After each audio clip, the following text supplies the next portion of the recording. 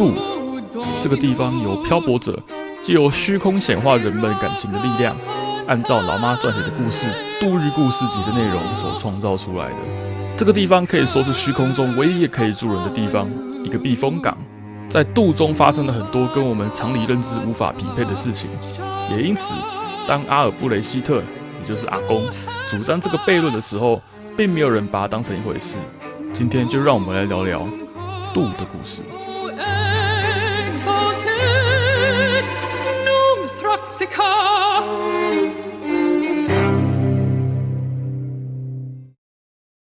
渡这个地方源自于尤拉瑞亚撰写的一本教育性的故事书，我们可以从渡中窥探出虚空的特性。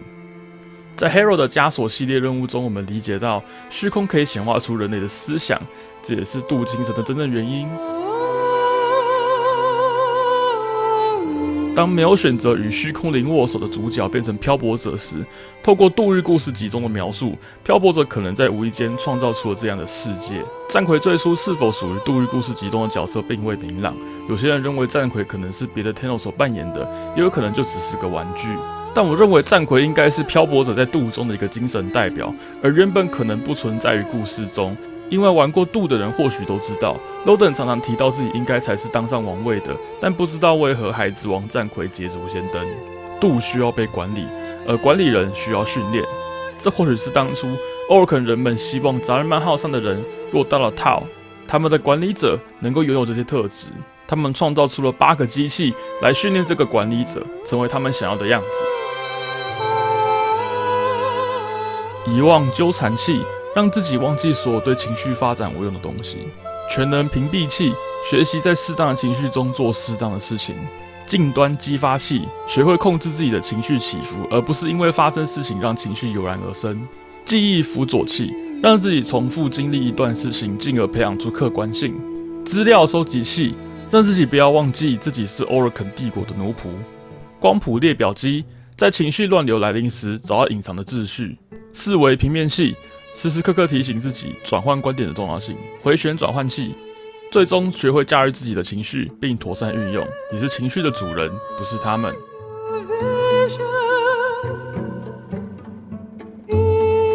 所以漂泊者开始借由战魁管理渡的世界，一方面让这个世界正常运作，一方面让自己不要在意外在的世界。但所谓对虚空来说有得必有失，你从虚空中拿了一点点，虚空也必定会拿走你一些东西。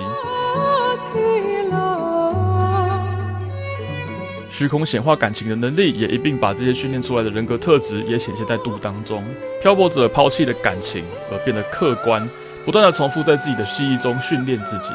被抛弃的感情成为了星旋，每一个时间由一个星旋主导着，直到最后漂泊者遗忘了一切，并开始认为这个世界困住了他。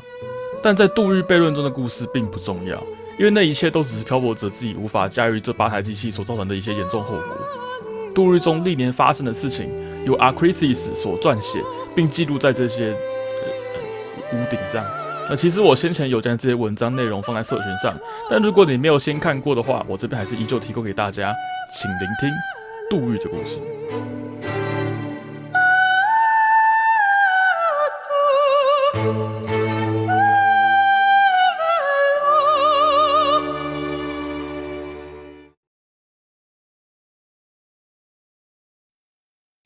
In all the ages of Thrax's reign, only 2 strangers have ever been known to come to Duviri. One was the monk Teshin, who fell from the sky into the lake on the island we now call Hermit's Landing. Seemingly lifeless, he was dragged ashore by Mithila, who nursed his return to health. I have never known a constitution to match his. Yet, unlike us, he has deteriorated with the passing of time. The other stranger came far earlier in Thrax's reign, before even the bleeding earth. The stranger had haunted eyes and a downcast mien, and spoke of the wall and the worlds beyond. He wore his hair like looped snakes, and his voice carried an accent unlike any in Duviri. With the king's permission, he constructed a great laboratory of light-smoking mirrors and void lanthorns, which he claimed was the match of one he had once owned in a former life. The island where it stood was known as Scholar's Landing. The time would come, the stranger said, when Duviri would be needed. There was a work of repentance to be done, and he could not do it alone. What he meant by this, I cannot say, and cannot now ask. For Scholar's Landing vanished overnight. But I shall watch, and wait, and hope. I am naturally curious. I can hardly help it. And so, I set this down for any that follow in my footsteps who wonder, as I have, about our home. Today, Duviri is a mere scattering of islands, set about the palace as if they had spilled forth from it. But in the dawning time when the kingdom was new, it was a kingdom worthy of the name. From horizon to horizon lay island after island, each one different, bearing distinctive color and life. I have flown on Caithback until the Ark Harbour was lost to sight, and then on again, and have been unable to number the lands over which I flew. Every one of them raised its banners to Thrax. Nothing remains of those islands now. Not a tree, not a leaf, not a grain of sand. It seems some of the lost islands were smashed by Thrax the king, as a child might smash a toy. Others have been obliterated by hazards unknown. The void is an ocean, it is said, and monsters dwell in its depths. But the vast majority of the islands have simply fallen to the void's creeping encroachment as the tides wear away at the land. I dream of a lost island returning one happy day, or an entirely new island appearing, birthed from the void. But this place has not changed in so long, except for the worse, and there is no reason for hope. One day, I am sure, the void will engulf us all.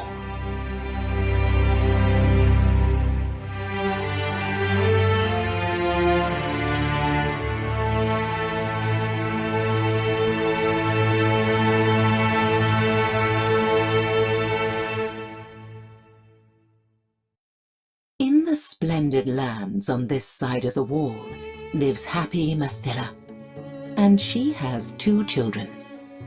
She also had a husband in her yesterdays.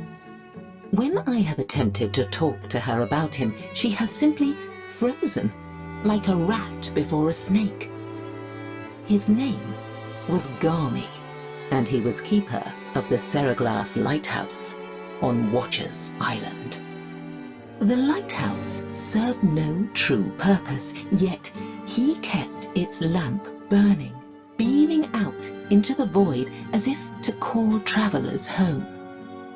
Now, before his death, Garmy confided in me that he felt his role was important. He was keeping it at bay. Void storms were not unknown in Duviri, but the storm I shall speak of was unlike others. It hung in a red veil across the sky. There was a great sound like tearing metal, and all at once a pelting rain fell. Not water, but broken metal chains in lengths and coils and great rattling whip strands. The falling chains shattered roofs and windows, slashed through screaming livestock, and maimed the fools who had not come in from the streets.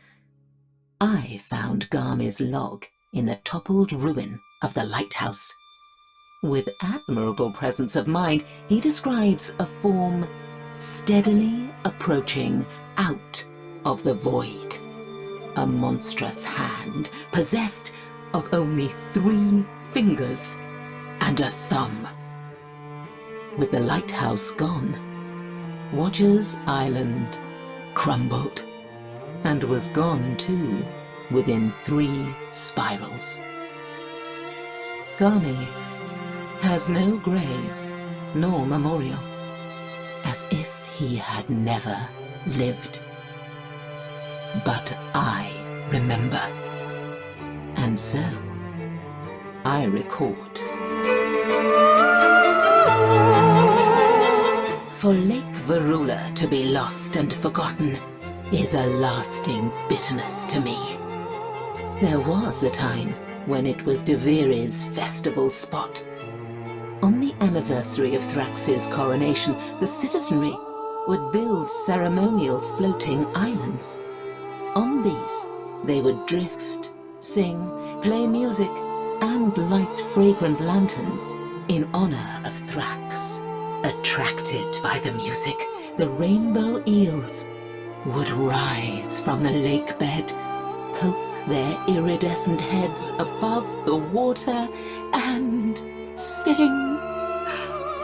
Lucinia had a school of them that followed her across the lake and floundered on the shore when she disembarked, as if they yearned to remain with her. We could not know that down on the lake bed a portal to the Undercroft had formed. Predatory creatures writhed in. They were golden, slender, with massive fanged bivalve maws. And they were ravenous. They devoured the rainbow eels, and then they devoured each other until only a handful were left. Lake Virula had no more magic after that. Thrax ordered the lake drained, but the golden moors merely burrowed into Deviri's crust, where to this day they can sometimes be found, plundering our pools. How I loved the Galleria. It was an island of simple beauty, where white statues rose out of the ground as if they had grown there. They were classical in their features, masked in due propriety, each bearing an instrument or an emblem of their craft. I gave them names. The Scribe, the Scryer, the Shawsonist.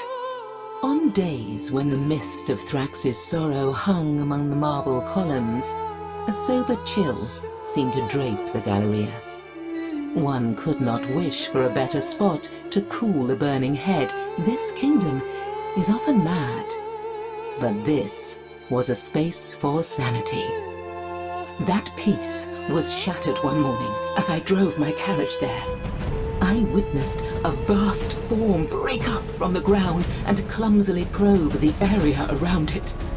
I took the thing for a gigantic worm or slug until one of my escorting Dax pointed out the colossal fingernail on its head. We turned on our heel and made for the palace, where I gave Dominus Thrax the best account I could of what I had seen. On hearing that a single monstrous finger had burst up through the green sward, Thrax took terrible fright. Despite my entreaties, he sacrificed the entire island before any more of the entity could emerge. The Necropolis Island was once one of the largest in Duviri and the strangest. It appeared to be a sprawling burial ground littered with gravestones, wooden crosses, sarcophagi, and ornate tombs. But those who broke into these places found that there were no bodies to loot. Not a cadaver. not a skull, not even a tooth. Instead, each coffin contained a simulacrum of the human form in various stages of decay. Entire skeletons carved out of wood, corpses of rotting straw stuffed into old clothes, mouldering faces sculpted in crumbling clay, little bones laboriously whittled down from large bones. I have never been able to make any sense of it. The doll mausoleum did not even attempt to imitate an authentic burial structure. It was built to far too small a scale. The cavities within it were tiny, each one holding a coffin that contained a miniature human figure. These were of all genders, often with brightly colored hair, all wearing odd, one-piece hooded suits of black leather. Thrax was known to visit the mausoleum alone. I do not know what he did there. Now, the place is lost to the void, a mystery that shall remain so forever. Isn't that maddening?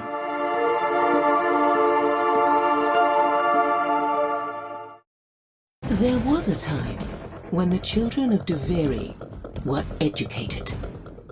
Upon the island of Academe, within its chalky caves, in rough-hewn classrooms lit by burning blue gas, sages taught them everything they would need to know. They learned of the 7 principles, the geometries, the primords, the harmonics and resonances, the sacred stories, and, most importantly, the unquestionable benignity of Dominus Thrax. And then, not long after the reign of chains, the first of the Hollow Children appeared. They joined the others for class, sitting at the back, silent and attentive. Their eyes were a deep and lustrous black, their mouths fixed in a constant grin. None of the sages saw them enter or leave. The Hollow Children did not speak, nor did they participate in class in any way, except to giggle unnervingly when the subject of the void was mentioned. When adults came to collect their children, they noticed an additional oddity. Among the Hollow Children were exact duplicates of themselves when they were younger. Each day, there were more of them. Thrax ordered the island destroyed, but when Loden descended from the sky to ravage it, the Aura Worm found it had broken free of its own accord. Thrax did not give the order to pursue. The island of Manipura was Duviri's vineyard. The Calaventi merchant sisterhood had villas there. Their tenant farmers raised succulent grapes to be turned into wine, which was taken as a tribute to be shared among the Dax. Tribute Day was a great celebration in the Dax barracks, as the veiled Yaskotai would pour bowl after bowl of wine. Comrades would show old wounds and tell tall tales of how they were come by, and old songs would be sung late into the night. The Calaventi were proud. They considered themselves reflections of the true Orokin, and though they bent the knee to Thrax, they did not respect him. With his changeable moods and his short stature, Thrax was, they whispered, merely an upstart, an imitator. It was the servants who alerted Thrax to their master's insolence. If they expected to be rewarded for this, more fool them. A terrible Oraworm was sent to, and I quote, trample the Calaventi sisterhood as they trample their grapes. With no warning, the Oraworm burst through the island from beneath, shattering it to fragments. If the Dax of Duviri resent the loss of their wine tribute, they know better than to speak of it. When Duviri came into being, there were many islands whose contents were, to put it bluntly, horrific. The Execution Cyst, the Golden Hive, the Inversion Tree, Stitcher's Gulch, and the Bountiful Swamp were all notorious, but each met a natural end, engulfed by the void. Lorn was exiled deliberately. The island of Lorn was a desolate, bleak outcrop where ghosts would scream accusations against anyone who came close enough to hear. Shunned by all, it was ultimately severed from Duviri and set adrift in the void, where it can still occasionally be heard screaming to this day. Islands are usually unmoored or otherwise destroyed by command of the king. Here, though, it was the local citizenry who rose up and cast the offending island out, smashing the bridges with their tools and dragging it away using ropes and flying caiths. Lorn was notable for its curious shrines, many of which were dismantled and their component stones taken from the island by royal order. One comes across them occasionally, and it is possible, though not advisable, to reassemble them. To do so risks a local outbreak of ghosts, an offense punishable by death should the Dax catch you at it. The island was called Cornucopia for its fecundity. The soil, dark and rich, yielded tubers and greens that shimmered with life. Wagons laden with tribute would go tottering up to the palace in procession. All this was, of course, the will of the king, for what is a kingdom without its peasants? Thus had he created the islands, and thus they remained, day after indolent day. Then, on a morning like any other, Farmer Hovral drove his spade into the earth and brought up blood. Blood welled up from the gash like crimson oil. As Hovral looked on, stupefied, the rivulet reached the road and began to pool. The shocked cries of other farmers rang out as their furrows too began to fill with blood. The stuff was dark, almost black. It had a heavy metallic odor suffused with grave spices. One venturesome soul tasted it. His eyes instantly became pitch orbs, his voice a smoky whisper. Panic ensued. The judgment of Dominus Thrax. The Dax came swiftly, the roads were barricaded, and Cornucopia was isolated from Duviri. Later that day, a great Oraworm shattered the bridges. The island was set adrift, inhabitants and all. Oh. The last sight I had of them was a row of wide-eyed, pleading faces watching me steadily as they vanished into the void. 那在这些故事当中，有许多地方都记录了杜的大事。事实上，你可以从这些大事当中，或许可以找到与死人星系中对应的某些事件。在学者领地的地方提到了2个陌生人，一位是 Tashan， 另外一位我们不认识。不过按照记录所述，头发像盘缠的蛇般扎着，我想大家都会联想到欧若肯人，但无法确认他到底是谁。而学者领地在无意间消失无踪，许多人都认为他就是阿尔布雷希特在渡中的角色，但或许恐怕没办法这么简单的就说过去，因为在火2的档案库中，阿公的自述可以感觉到，他或许只穿越了虚空数分钟甚至数秒钟的时间，这可能无法与我们熟知的任何人做匹配。守望者之岛这边提到 ，Garmy 是灯塔的守护者，向虚空发射光芒，并牵制着他。由于对他的描述，大家或许很快会联想到强中人。但如果是强中人，对于一个描述他的人来讲，你会选择写一个人的右手食指断裂，还是拥有4只手、4只脚，且没有头的上半部呢？这篇内容中并未提及 Garmy 如何去世、灯塔如何消失，以及到底是灯塔先消失，还是锁链雨先出现。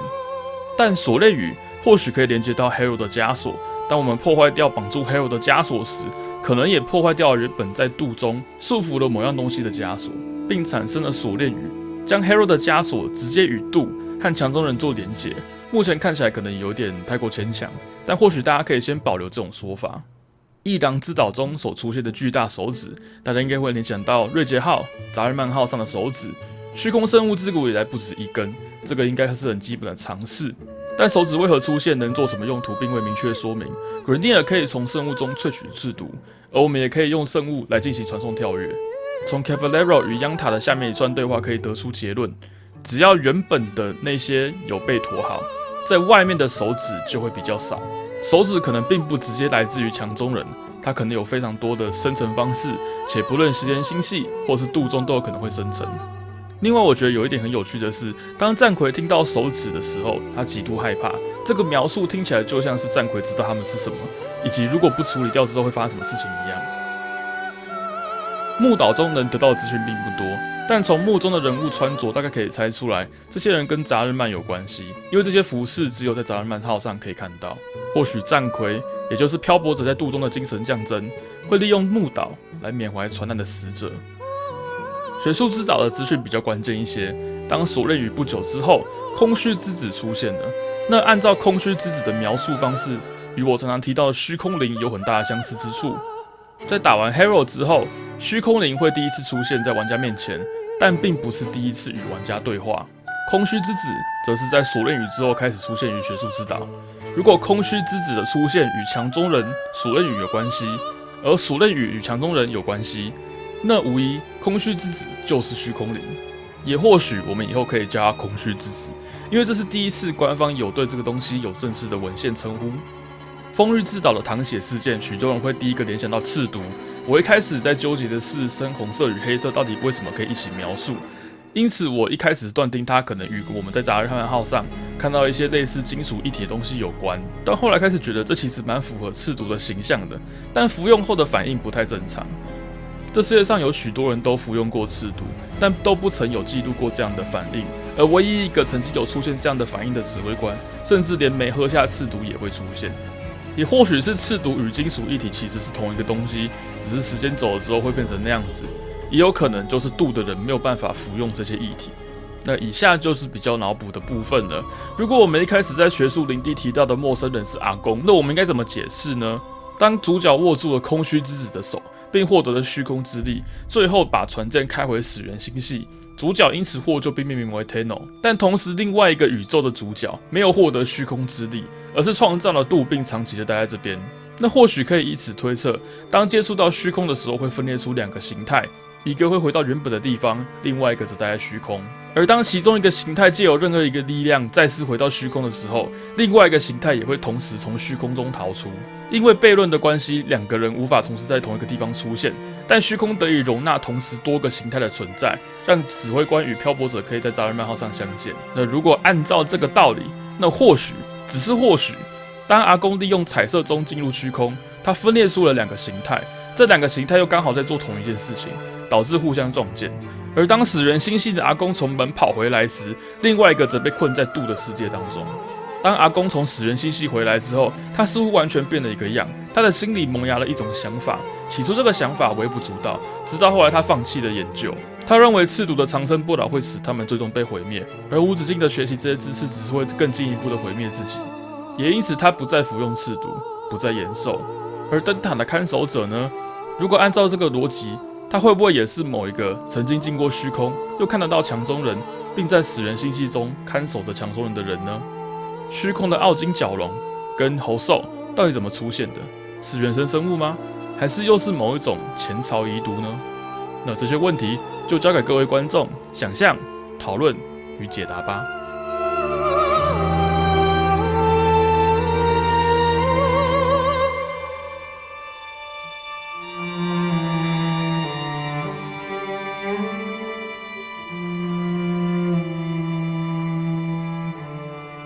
影片的最后，想跟大家宣布一个重大消息，因为无法再忍受官方如此拙劣的更新游戏手法，因此我在此宣布，本人不会再固定的为 Warframe 做影片，是时候该把目光放在更远的地方了。世界这么大，我相信一定有某一款游戏像 Warframe 一样，可以消磨我们许多时间，可以交朋友，又同时不会如此恶意的游戏。Warframe 确实陪伴了我们不少时间，而现在我也只是痴心的期盼他们能够就此打住。自古以来，因为 Warframe 而订阅、追随、抖内我频道的人，如果你们在此选择离开，我只能说非常抱歉，并感谢你们长久的支持。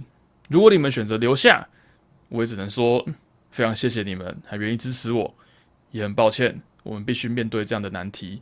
未来的路该怎么走并不明朗，但有在座各位的陪同，我们可以轻易的上山下海。那我们下一部影片见，拜拜。